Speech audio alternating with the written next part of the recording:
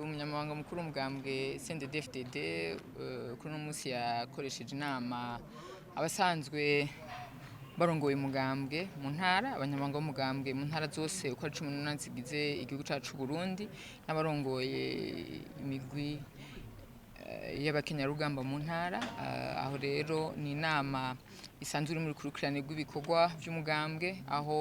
ari ukwihwereza hamwe aho ubuzima bw'umugambwe ingene bwifashe, ingene imigambi umugambwe CNDD-FDD washize imbere kirarangurwa, eka mbere no gutegekanya ibikorwa vyimirije gukoreka mu mugambwe kugira ngo dushike kuri ryahangiro ryo gushaka ku neza y'abenegihugu bose. Aho rero twovuga muri make n'ibikorwa bisanzwe ari ivyo